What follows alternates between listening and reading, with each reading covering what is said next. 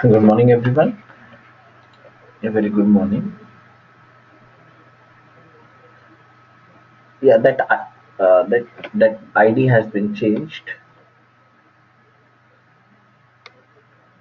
Yes, you can check your email.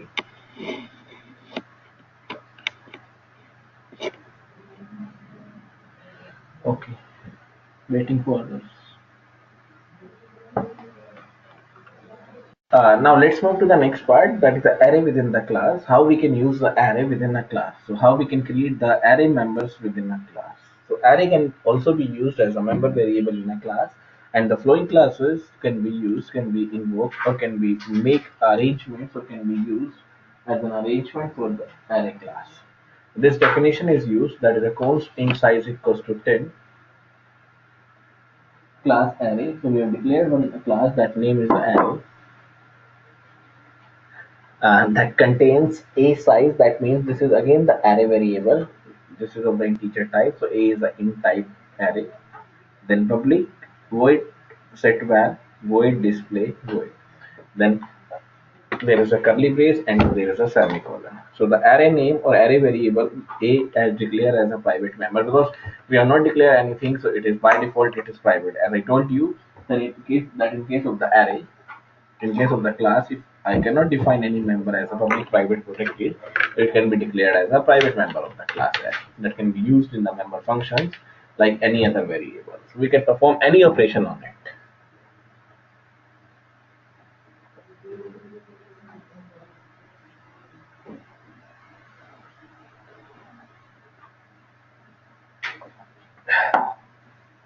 For example, in the above class definition, the member function, that is a set well, sets the value of the member of the array and displays the function that displays the array value.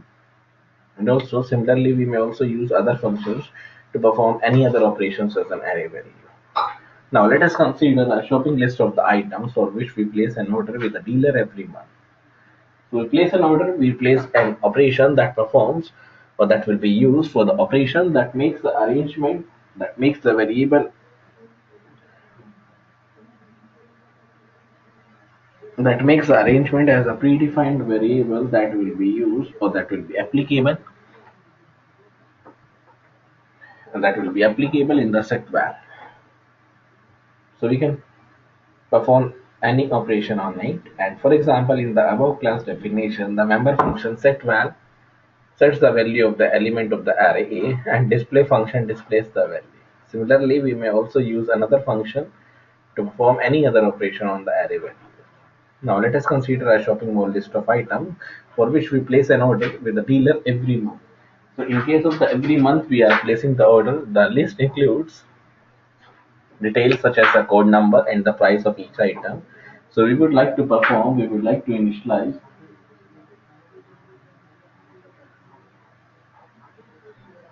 So we would like to perform the operations such as adding an item to the list, deleting an item from the list, and printing the total value of the order. So this program shows how each operation or how these operations are implemented or how these members are implemented using a class with the array as a data members. This is a hash include IO stream, then using namespace, constant value that is a m equals to 50. So this is the constant value that remains the same throughout the program. Then class items, int item code m, float item price m, int count. So there are three parts, that is private by default. One is the item code m, one is the item price m, then count. Yeah, two are the array variable, one is a normal variable, that is a count.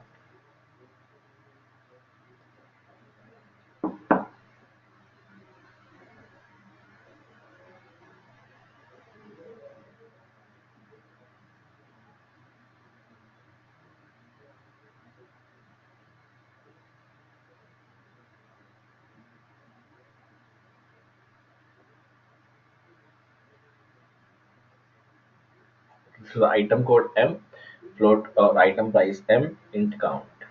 Then public void cnt void count equals to 0, get item void, display sum void, remove void, display items void.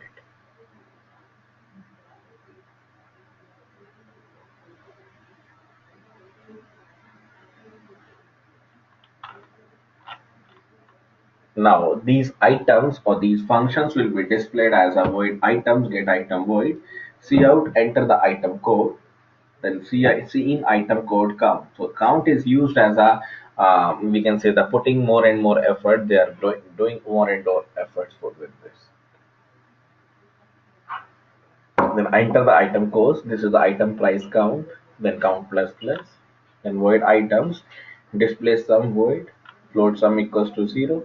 I equals to 0. I is less than count. I plus plus again. Sum equals to sum plus item price I. Then see out total value is sum. Then void items remove void. The deletes a specified item. Int A. See out enter the item code. See in A. That starts with a 0, goes till count I plus plus. If item code I equals to A, so if it is equals to A, so the item price I is 0. If it is equals to A, then give the item price as a 0 or initialize a 0 at the first location. Then again the display item that will be used that contains a void as a return argument list that displays the value, because we do not need any variable, we do not need any return type, so we are using void in both the cases. Then see out code price. So it starts with a 0, goes till count I plus plus, then see out and item code I, see out blank item price I. This will again used with the see out and for the displaying the new line. Now these are the two members, these are the two data that will be available.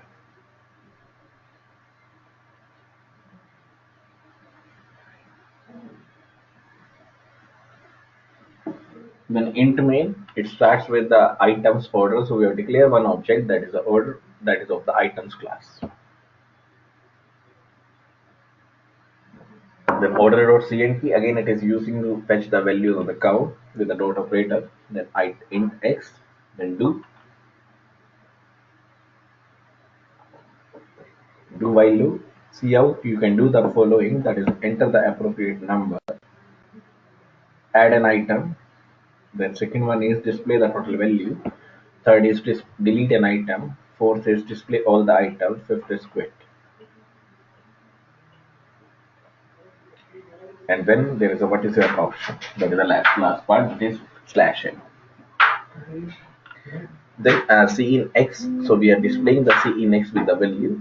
Then with the switch case that will be displayed, switch case will be used, switch case available, that is the switch X, case 1, order dot get items, break, then order dot display sum, break, then order dot remove, then order dot display item.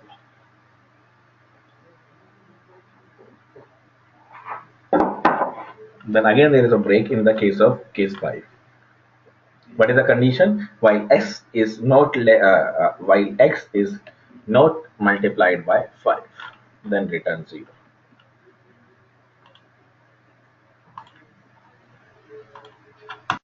Next is a note. So this program uses two array, that is item code. One is item code to hold the code number of the items and the item price to hold the prices. So one is for the code number, one is for the price.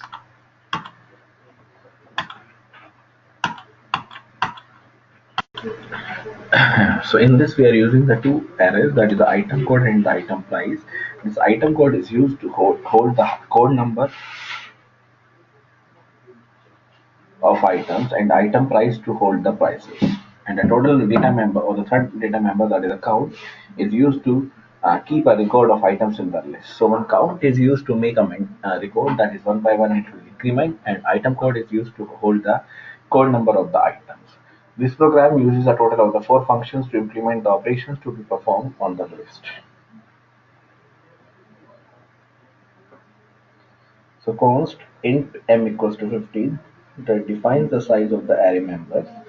So the first function, that is a cnt, simply gets or sets the variable count to 0. Second function, that is a get item, gets the item code and the item price interactively and assigns them to the array member, that is the item code count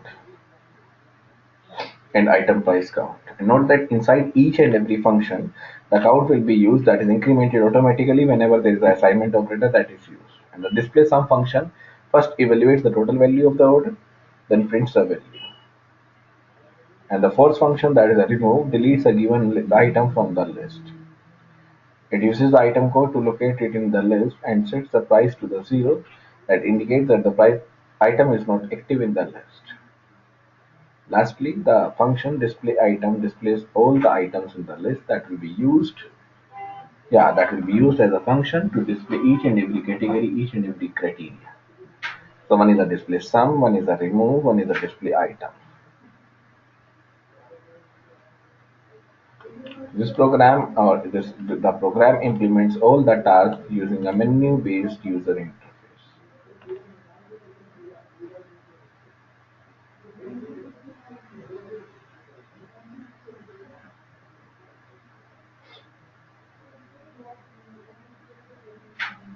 Next is the memory allocation for the objects. Till now we have discussed the memory allocation for the classes. Next is how to allocate the memory, or how to, what is the concept of memory allocation for the object. So we have stated that the memory space for the object is allocated when they are declared and not when the class is specified. This statement is only partially true. Actually, the member functions are created and placed in the memory space only once when they are defined. So only it is declared when they are defined, when they are used.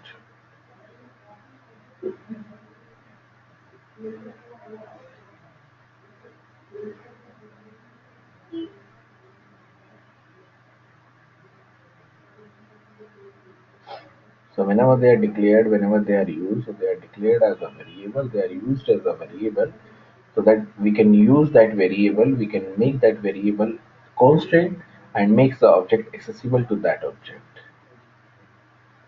Yes.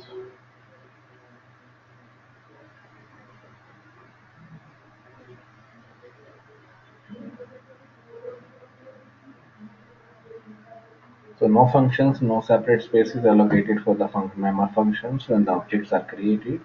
No other members, only the space for the member is allocated separately for each object. And the separate memory locations for the objects are essential because the member variables will hold different data values for different objects. This is a member function 1, this is a member function 2, that is a memory allocated, memory created when the function is defined. There are three objects in this: object 1, object 2, and the object 3. And in case of object 1, there are two member variables, 1 and the 2. Object 2, two variables, 1 and the 2. 3, again there are two variables, 1 and the 2. It is memory created when the objects are defined.